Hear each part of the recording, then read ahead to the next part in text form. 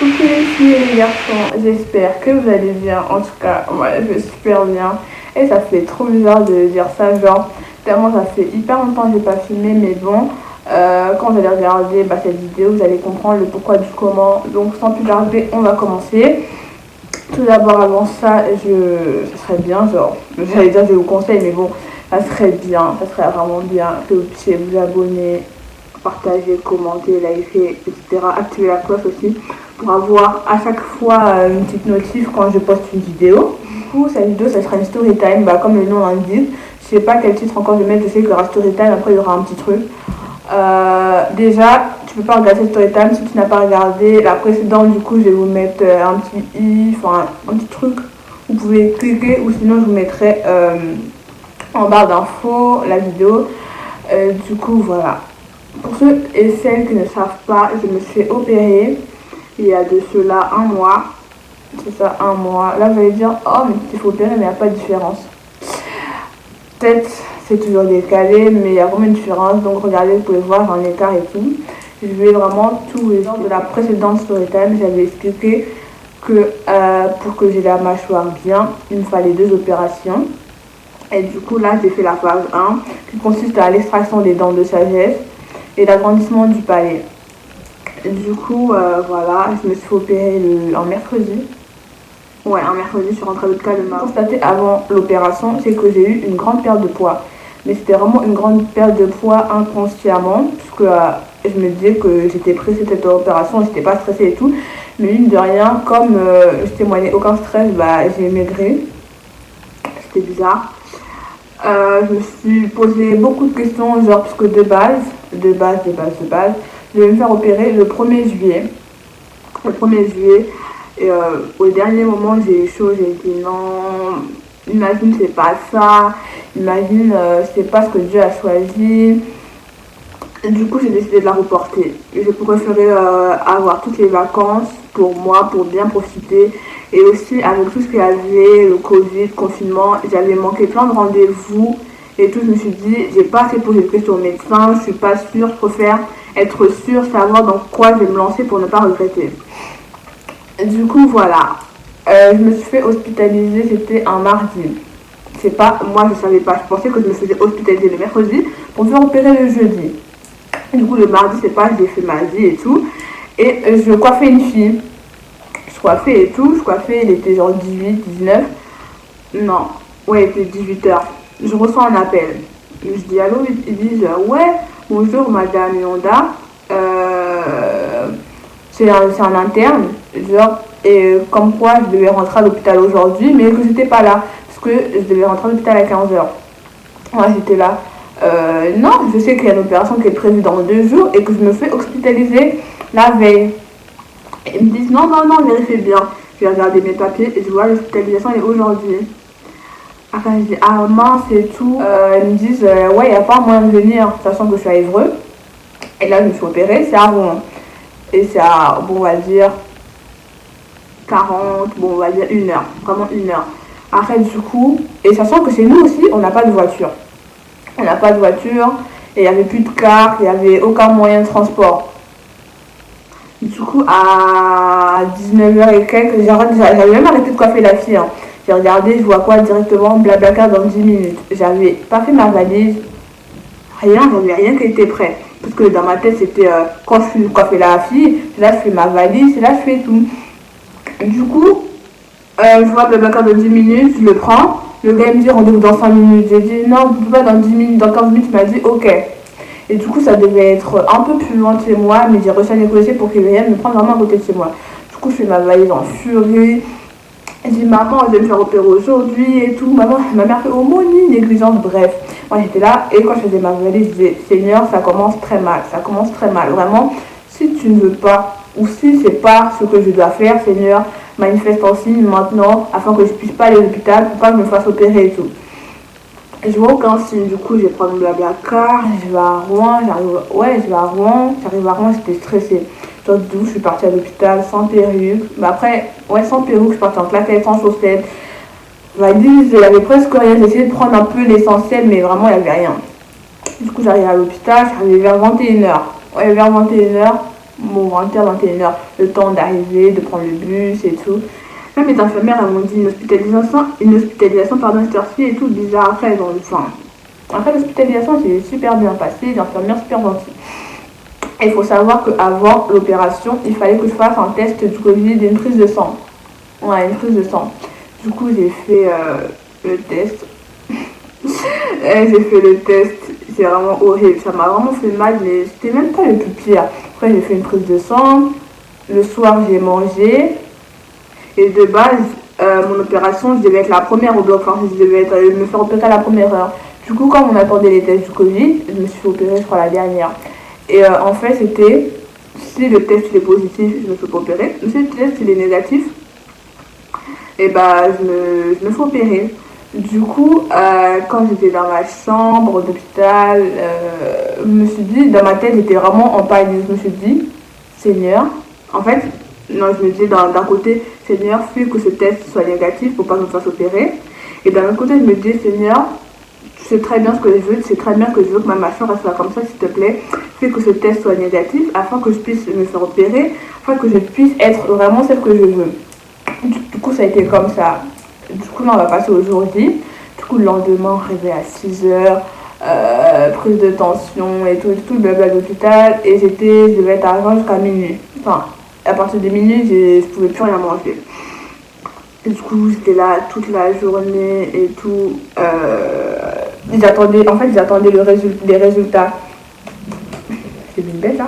J'attendais les résultats et moi du coup j'étais dans cette panique, genre d'un côté je veux que le test soit négatif et d'un autre côté je veux que le test soit positif. Et du coup j'étais là, j'étais vraiment en train de balancer. Après, quand j'étais à l'hôpital, je ne cache pas, j'étais super heureuse, je me suis dit, ça fait même 12 ans je crois, ça fait 12 ans que je veux ça. Et là enfin mon rêve va se réaliser. Mais j'étais toujours perplexe. Du coup, c'était vraiment une journée douce. J'ai beaucoup pris ce jour-là. Je disais que j'étais à toute la journée. Laisse tomber comment j'avais faim. J'avais trop faim. J'ai cru que j'allais. Mais genre, j'ai jamais eu autant faim. Pourtant, avec le stress, je mange pas, mais j'avais trop faim. Après, vers 14h, parce que de base, j'étais seule dans ma chambre. Il y a une fille qui vient. Elle s'était fait opérer. Elle s'était de l'oreille et tout. Après, elle m'a raconté un peu. Mais le genre de stress il est monté d'un niveau et je me suis dit c'est bon, je veux plus le faire, de toute façon je suis bien comme ça, pourquoi je veux le faire, qu'est-ce que ça prouvait tout, je veux plus le faire. Et du coup après c'était vers quelle heure? 16h, 17h, ouais, 16h, 17h, on vient me chercher Madame Yonda, je dis oui c'est moi et tout. Il me dit bon bah maintenant c'est votre moment. J'avais trop le seum et je voulais pas qu'au moins ils viennent, genre je voulais pas. Du coup ils viennent me chercher, ils me demandent si, mon prénom, mon nom et ma date de naissance pour bien savoir si j'étais consciente et tout. Ils viennent me chercher, ils prennent mon lit et ils tirent au couloir. Quand ils ont pris mon lit pour l'emmener jusqu'au bloc opératoire et ils laissent tomber, couloir de la mort, j'étais allongée, j'étais là. Notre Père, que ton sang Dieu, que ton règne vienne. Et cette prière, je crois que je l'ai fait au moins. Juste le long du chemin, je l'ai fait au moins 20 fois. Déjà, le chemin, il était long. Puis, il allait me tirer, tout. C'était là. Notre Père, que ton. Oh Seigneur, vraiment, Seigneur, si tu veux pas que ce soit ta volonté, Seigneur, manifeste-toi. Et tout. Et que ça. Du coup, ils sont venus me chercher. Après, on est parti au bloc. Au bloc, c'est super froid. Je me suis dit, il faut opérer, mais j'avais pas ce souvenir-là. Et genre, bloc opérateur, moi, je pensais que c'était comme dans les films. Parce que, j'étais petite. Ouais, j'avais que la 8-9 ans quand je me suis opérée et du coup j'avais pas de souvenirs. Du coup on est parti au bloc opératoire et ils n'avaient toujours pas les résultats du Covid. Ils ont dit écoutez madame, on sait comment ça se passe. Là on va vous installer et tout, les résultats ils vont tomber d'ici 5 minutes.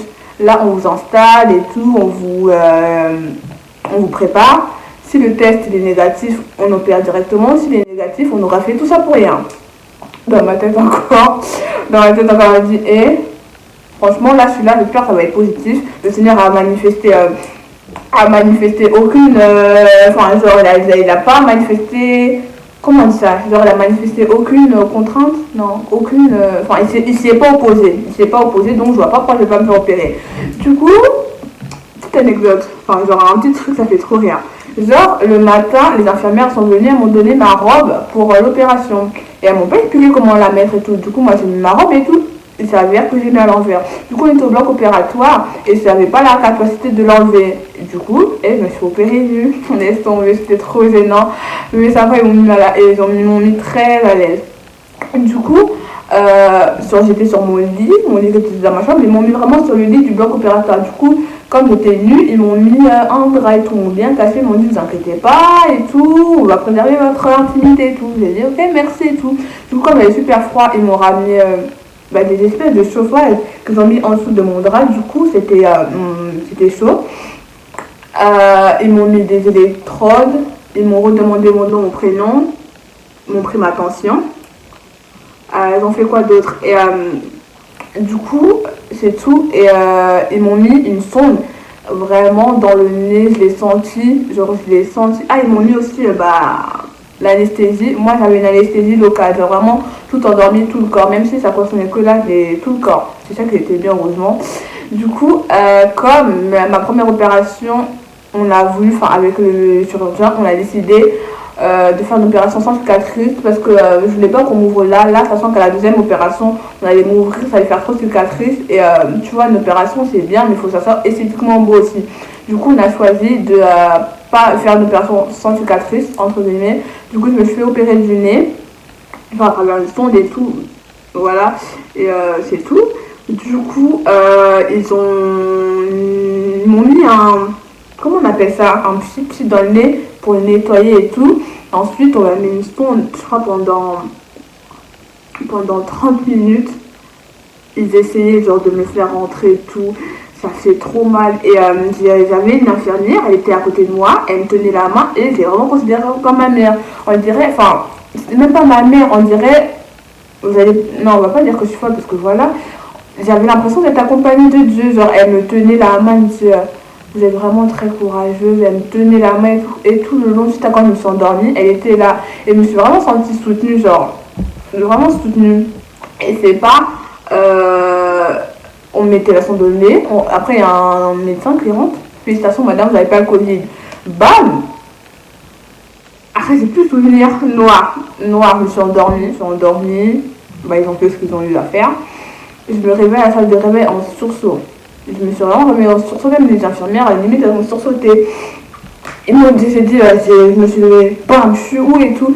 Ils m'ont dit, vous êtes dans la salle de réveil, félicitations, votre opération s'est bien passée. J'ai dit, elle s'est bien passée? Oui, elle s'est bien passée. J'ai dit, oui. J'ai pleuré, j'ai dit, merci Seigneur, mon opération s'est bien passée et tout. Après, j'avais eu envie de vomir, ils m'ont ramené en espèce de pot. Et j'avais plein de balles, du coup, ils m'ont aspiré ma balle. Et genre, j'ai dit, ça fait combien de temps que je suis là? Bon, ça c'est d'après. Après, j'étais sous les vagues. Du coup, ce que je dis, c'est à peu près approximatif, pardon. Du coup, ils m'ont dit, ça fait 1 heure ou 2 heures. Et après, elle m'a dit, de toute façon, vous allez retourner dans votre chambre 20 minutes après. J'ai pas le souvenir d'être rentrée dans ma chambre. Genre, je crois que je me suis réendormie. Après, mon deuxième réveil, j'étais dans ma chambre, entourée plein de médecins et tout.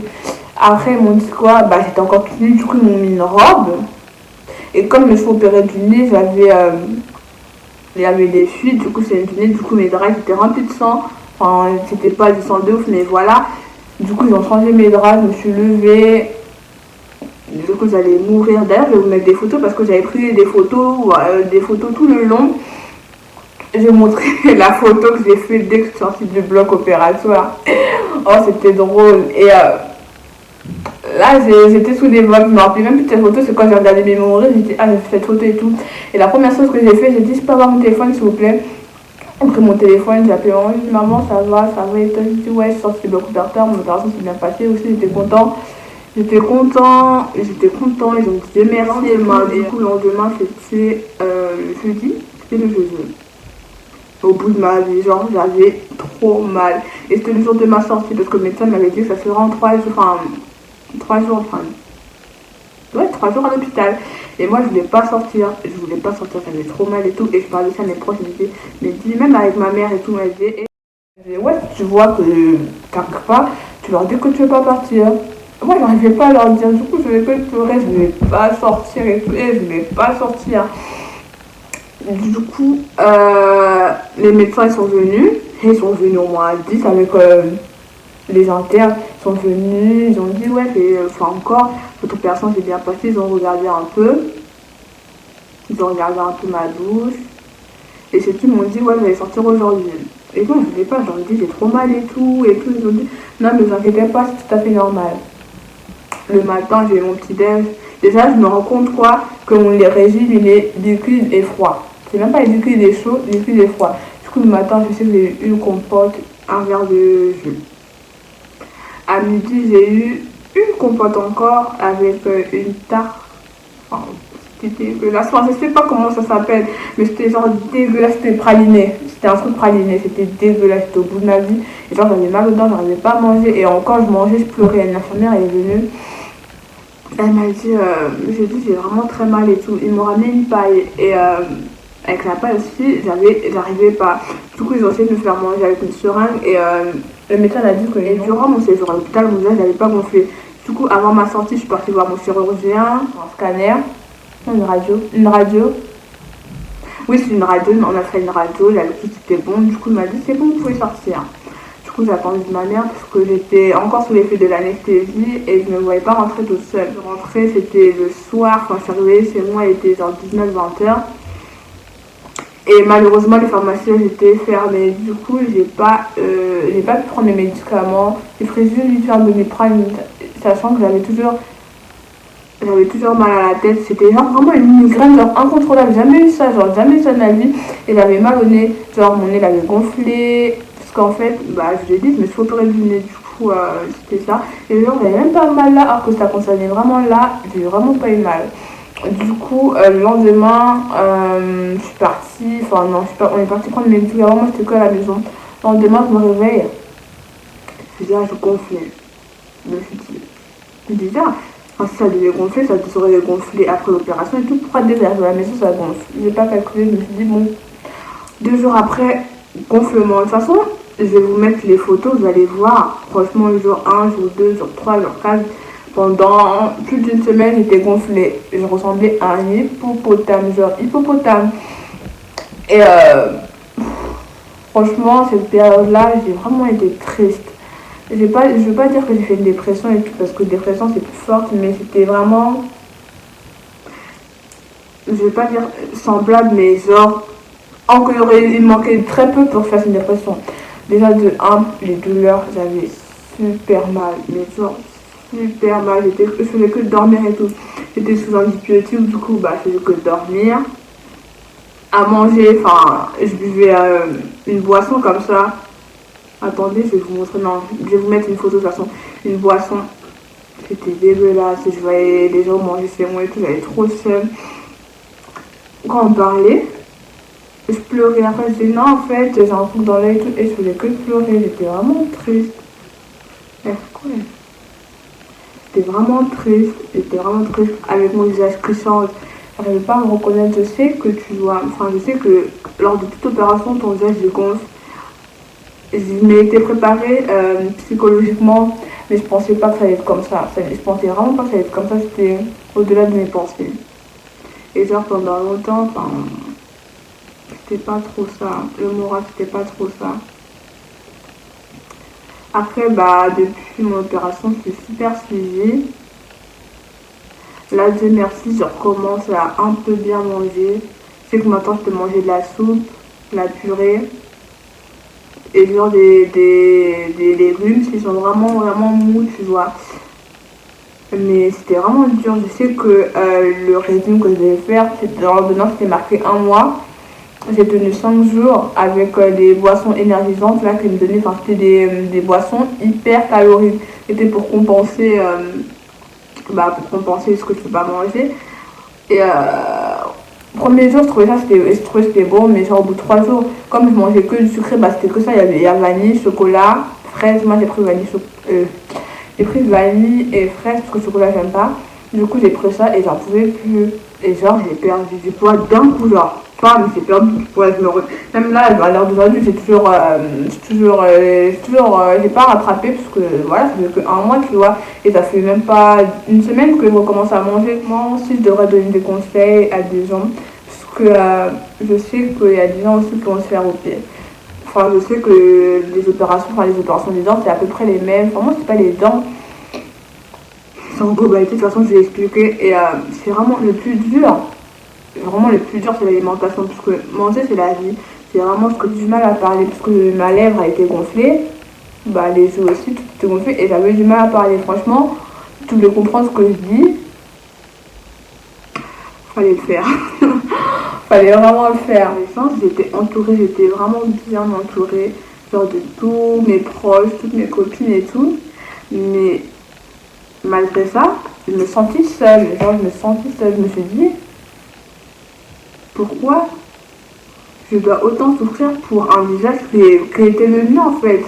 Pourquoi je dois autant souffrir? Pourquoi moi? Pourquoi c'est que moi? Pourquoi je mérite... Enfin, pourquoi quand c'est moi, c'est toujours compliqué et les autres, entre guillemets, c'est simple. Genre, je comprends vraiment pas. Et du coup, franchement, je vous dis le moral. Et le pire dans ça, c'est que avant mon opération, on m'avait dit, ouais, je vous conseille un psychologue.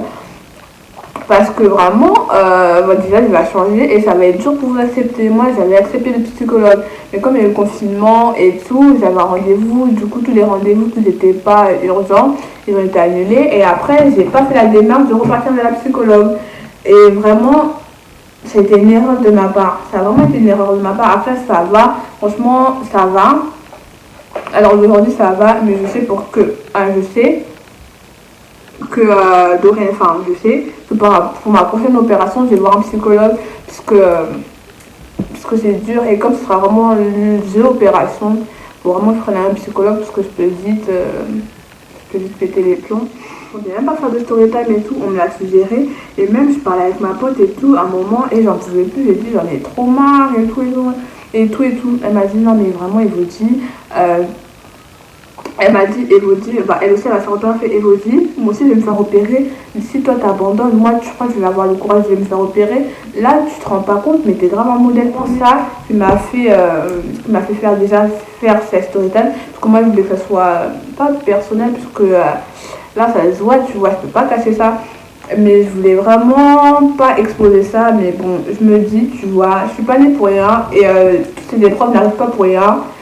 Et je l'ai compris bien après, mais je suis là, enfin, j'ai compris bien après, mais on est né pour quelque chose et Dieu nous met des épreuves pour quelque chose. Pour moi, c'est, je sais que le Seigneur n'aurait pas mis tout ça si je pouvais pas les affronter, s'il ne pouvait pas les affronter. Je dis pas que je suis une héroïne ou quelque chose d'autre parce que voilà, chaque jour il y a des millions de personnes qui se battent pour des causes, qui font des choses plus ouf que les miennes, mais je me dis je suis quelqu'un, du haut de mes 20 ans, je suis quelqu'un, j'ai affronté des choses que d'autres gens ne pourront jamais affronter et ne verront jamais, tu vois. Et après, tu vois, quand je parlais à d'autres personnes aussi, ils m'ont dit mais pourquoi tu t'es fait opérer, regarde ton visage, maintenant comment il est devenu, t'étais bien, fallait rester comme ça et tout, mais en fait je savais pas. Moi je suis là, je m'acceptais comme j'étais, et bah là je le suis toujours, tu vois, je me suis toujours acceptée comme ça, mais je me suis dit c'est pas ma destinée, franchement c'est pas ma destination finale.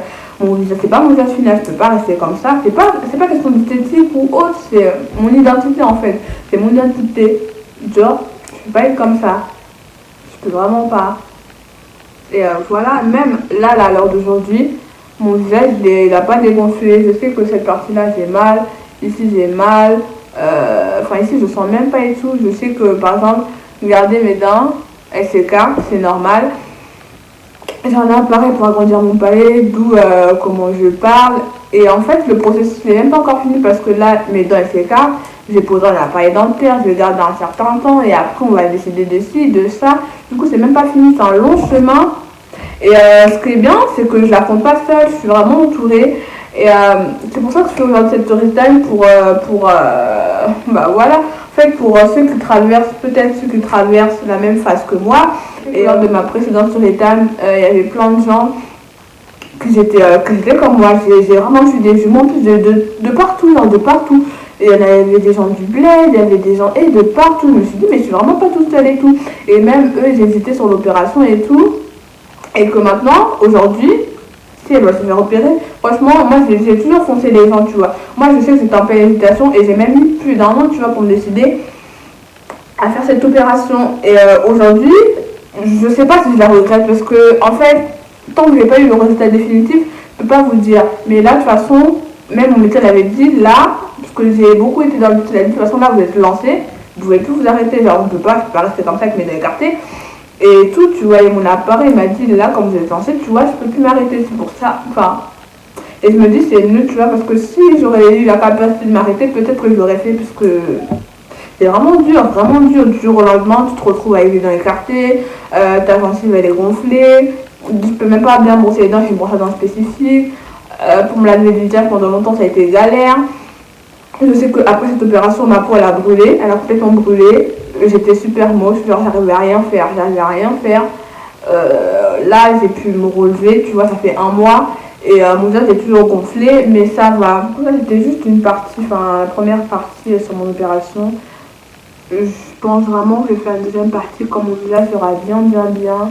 Même si c'est dans longtemps, vraiment, j'espère vraiment vous donner un update. Parce que voilà, et moi-même je serais pressée de vous montrer comment mon visage il est.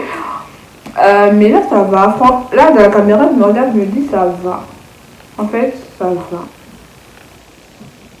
Ouais, ça va. Si tu veux te faire opérer, enfin, ou même dans n'importe quelle circonstance de la vie, il faut s'accrocher aux choses. Il faut vraiment s'accrocher. Moi, c'est vraiment ce que je veux, c'est pour ça que je m'accroche. Pour ça, même, j'ai des moments aussi où je suis comme ça et tout, mais j'essaie de me relever parce que je connais mon objectif et je sais ce que je veux. Donc voilà, j'espère vraiment que j'ai rien oublié. Parce que sinon, ça va me saouler. Ne laissez personne vous dire, ne laissez personne. Parce que moi, au début, je ne vais pas me faire opérer parce que ma mère n'était pas très fan. Je sais que en fait, ma famille était séparée. Il y en a deux qui disaient ouais, fais-le et tout. Et d'autres disaient non, tu vas pas t'aimer et tout. Et moi, tu vois, j'avais peur parce que je me disais, bon, ma mère, mon père, je sais que ma grand-sœur aussi, ils n'étaient pas d'accord pour ça. Mais je me suis dit non, tu vois, de toute façon, je suis bien, tu vois. Et puis, en fait, moi, je pensais que par rapport à eux. Et non, quand j'ai pris vraiment la décision, non, je suis désolée, je vais le faire pour moi. D'abord, c'est moi avant tout. Oui, d'accord, tu vois. Je vous aime et tout, mais c'est moi avant tout parce que vous êtes bien, hein, vous avez votre mâchoire bien et tout, et moi je suis comme ça, tu vois, je peux pas. Du coup, si vous voulez le faire, il faut vraiment le faire pour vous, parce que même quand j'avais fait ma précédente sur les tables, et je crois que je vais que faire d'en parler, parce qu'en fait, partie 1, partie 2, il y aura une partie 3. Et du coup, tout le monde me disait, mais t'es bien comme ça et tout, moi je te trouve belle, moi, mais vous êtes bien, tu vois, vous n'êtes pas moi, du coup, vous pouvez pas comprendre. Du coup, voilà, si vous voulez faire quelque chose, faites-le avant tout pour vous. Et ensuite, non, que pour vous, même pas ensuite, vous faites pour vous et pour vous. Donc voilà.